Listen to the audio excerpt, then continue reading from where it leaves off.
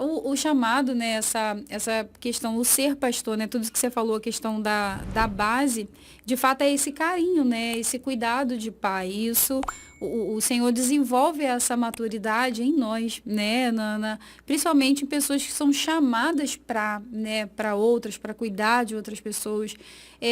Quando eu pergunto, né, sobre essa questão de pastor, é difícil eu conhecer alguém que fala, não, sempre quis, sempre sonhei, sempre eu nasci É para verdade. ser É pastor, difícil. né? Porque eu até falo isso com o Pierre em casa, eu falei, gente, misericórdia. Uma das coisas mais difíceis, eu acho que deve ser pastor. Tem uma pesquisa, Débora, foi feita por uma universidade americana.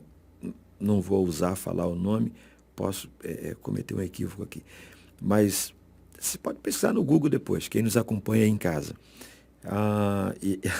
Segundo essa universidade, né, o ser pastor é a segunda profissão mais difícil do mundo. Qual é a primeira? Ser presidente dos Estados Unidos. Sério? Não sabia dessa pesquisa, não. Ser Meu Deus. presidente. Aham. Tipo, você quer fazer uma coisa mais difícil do que ser pastor? Você só tem uma opção: seja presidente dos Estados Unidos. Eu falei, que isso, meu Deus do céu? Não, Uhum. não tem nem o presidente do Brasil na frente? Não. Presidente dos Estados Unidos, profissão mais difícil do mundo. A pressão que é, Sim. né? Os Estados Unidos de fato, ele é a polícia do mundo, vamos dizer assim, né? Sim. Então, imagino sim que de fato é algo. Mas fora isto, aí vem o ser pastor. Porque ser pastor hoje, no sentido assim mais amplo da palavra, né? Engana-se que quem pensa que ser pastor é preparar 3 sermão numa semana Uhum. e tal. Não, isso aí eu diria até que é fácil. Sim. Se você tem hoje, né? Eu diria, uma pequena biblioteca na minha casa. Eu tenho livros, eu tenho um carro, falo só com meus filhos. Levei lá, né, eu tenho o caçula, né? Já fiz isso com a Natália também, mas tem o David. Levei ele lá dentro do meu escritório em casa, que é pequeno. Falei para ele assim, dá uma olhada aqui para minha mão, olha onde eu passar o dedo, você olha. Ele olhou e tal. O que você tá vendo aqui? Ele falou, muito livro. Eu falei, então, dinheiro, eu tenho um carro aqui. Isso aqui é um carro novo, um carro zero, só de livro. Você entende por que isso aqui é um local especial? Quando você me vê trancado aqui dentro, horas e horas, quando você abre a porta e eu digo, não fica aqui, não me atrapalha, e você me vê sentado ali estudando, é com base nesse tempo que eu passo aqui, que eu prego na igreja, que eu visito, que eu aconselho. Então você tem que amar isso aqui, amar os livros, porque eu, na sua idade, eu disse para ele, eu não tinha isso, né, Débora? Na ocasião, eu com 15 anos de idade, eu fui chamado eu chamo ele de pastor, né? Mas o campo de Paracambi eu tinha por presbítero, Roberto de Campos, perdão. Pastor Roberto de Campos. Foi um pastorzão, um pai espiritual para mim. E amo muito, amei muito ele, um homem muito, muito, muito querido, muito sábio e teve muita paciência comigo, Uhum. né? E eu com 15 anos, ele chegou uma vez para mim e falou assim, eu estava numa EBD, posso contar essa historinha aqui? Pode, claro. Eu estava na escola bíblica, né, dominical, 15 anos, né, Débora? Uhum. Então, assim, eu era um adolescente, né? Aí eu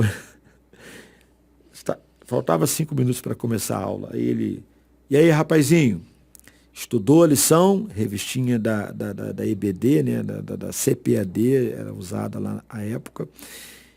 Eu vou dizer para ele, não, nem peguei. Então eu olhei para ele e falei, claro, professor, tranquilo, estudei. Ele, muito bom, muito bom, muito bom.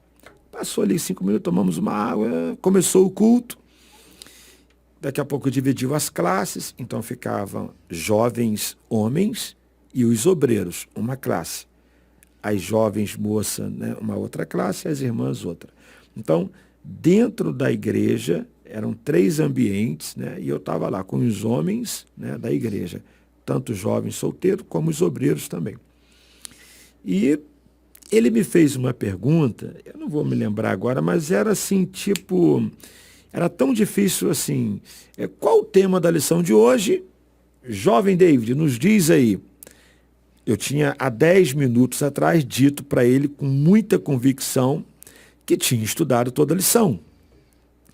E quando ele me fez a pergunta, eu dei uma congelada. Ele olhou para mim e disse, tá vendo aqui, irmãos? Isso aqui é um exemplo, tá bom? De mentiroso. Uma pessoa, eu perguntei a esse rapazinho ali fora, tem 10 minutos, se ele havia estudado a lição. Sabe o que ele me disse? Com um largo sorriso. Sim, com certeza, eu estudei. Olha a pergunta que eu fiz para ele. Qual o tema da nossa lição? E ele simplesmente não sabe responder. Vocês estão vendo isso? Não sigam este exemplo. Não sejam assim. Não façam isso. Tenha compromisso com a obra de Deus, com a palavra. 10 minutos. Eu queria que o chão abrisse e eu queria simplesmente desaparecer, morrer ali. Mas aquilo me deu uma ira. Você já ouviu falar na famosa, eu acho que ela não existe, mas a gente fala, ira santa? Ira santa. Eu te pego, professor. Você me paga. Isso foi domingo de manhã. Uhum.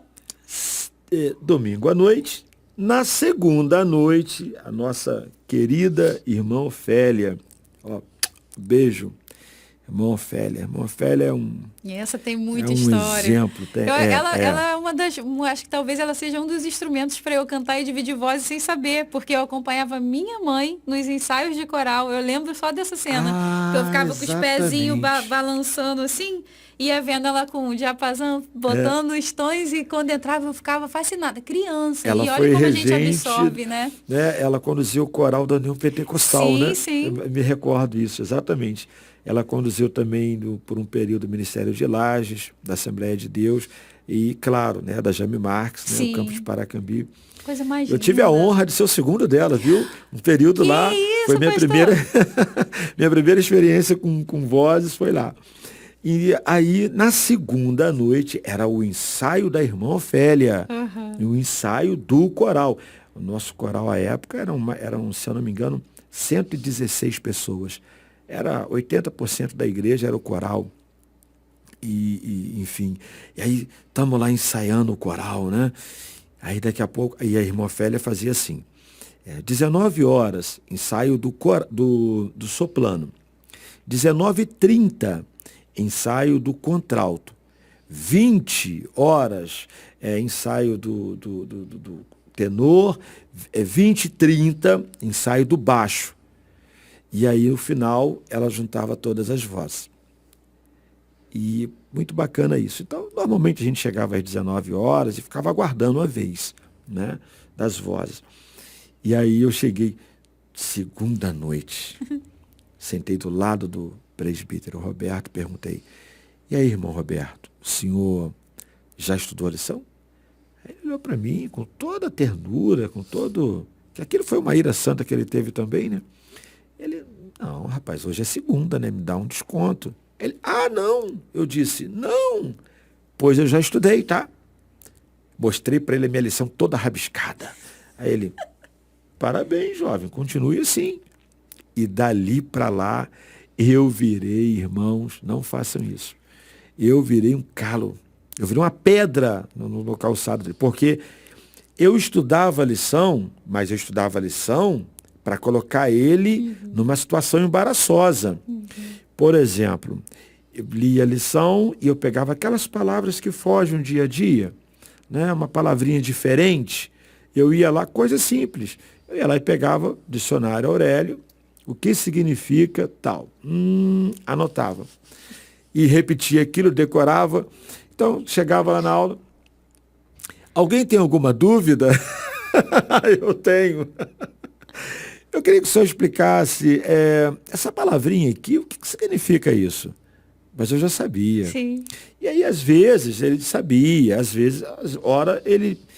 Olha, irmãos, eu confesso que me passou desapercebido mas alguém aí pode responder, o nosso irmão, e aí ninguém sabia. Eu dizia, não, irmão Roberto, posso falar? Ele, claro, por favor. Irmãos, essa palavra significa isso, também pode ser aplicado assim, assim. Ele, muito bem, Deus abençoe, irmão David. E aí eu comecei, domingo após domingo, e criando situações, e ele começou a ver que de fato eu estudava a lição em outro nível já. Sim. Eu era o caça-problema da revista e dava as respostas corretas. Aí veio a segunda aula para me encerrar essa parte, a segunda aula que ele me deu. Quando eu cheguei lá domingo, ele começou a aula, ele falou assim, irmãos, então já apresentei aqui a lição, amém. O primeiro ponto, né, o irmão David vai explicar aqui para a gente, vai dar esse primeiro ponto, essa primeira aula, e depois eu assumo no segundo ponto, tá bom? Aí eu travei, falei, não, pastor, não vou dar, vai, eu sei que você estudou, você tem tudo anotado aí, você vai dar aula pra gente hoje sim. Sentou, ele era 2 metros de altura, já me botou em pé, e aí foi a segunda aula, que a minha revista balançava para lá e para cá, meu joelho batia um no outro, e eu travei olhando para todo mundo, e comecei a gaguejar, e aí, olha, muito trancos e barrancos, ele sofrendo, terminei o primeiro ponto constrangido, vermelho. Ele, amém, irmãos, que aula maravilhosa, amém, pá, não sei o quê. Ele fez a conclusão. No segundo domingo, ele fez isso de novo. E aí eu não perguntava mais, aí eu já não fazia mais nenhuma pergunta embaraçosa, e foi indo, até que um dia ele me levou para conversar no gabinete e falou, pastor, eu sou superintendente, eu sou professor da classe, eu tenho outras atribuições na igreja, eu quero apresentar o novo professor da classe. E eu olhei para ele assim, o pastor Nativo coçou a cabeça, o pastor Nativo fazia assim. Mas ele é muito novinho, né, Roberto? Aí não, pastor, eu garanto. Você é o nosso professor. Se você está falando aqui, garante, sem problema. Ele olhou para mim e riu. Não, o pastor Nativo me chamava de Davis. Uhum. O irmão Davis vai ser o nosso professor. Eu falei, eu não tinha nem voz. E aí eu comecei, 15 para 16 anos, dar aula para a classe, e fiz isso por muitos anos, sabe, com muita alegria. Então, o pastor Roberto, né, ele, na verdade, ele me projetou. Um dia eu fui reclamar com ele falou, rapaz, para com isso. Você vai fazer coisas que eu nunca fiz e nem vou fazer. Aí eu falei, para com isso, Roberto. Meu sonho é ser igual você, rapaz. Você é meu ídolo, você é o melhor pregador da igreja, você é disparado, nada. Você vai muito, muito mais longe, rapaz. Fica firme, porque o que você vai fazer no reino, eu não vou fazer. E assim, até assim meio ruim de eu falar isso, porque perdemos ele cedo, né? Perdemos ele cedo demais. E quando ele partiu, eu estava concluindo o bacharelado em teologia, né? Estava ali no último ano. Então, assim, e ali foi uma grande lição para mim. Ele foi a minha escola, né? Então, o pai tem que projetar o filho, impulsionar, lançar e dizer, você vai conseguir, você vai ser o melhor. Então, é isso.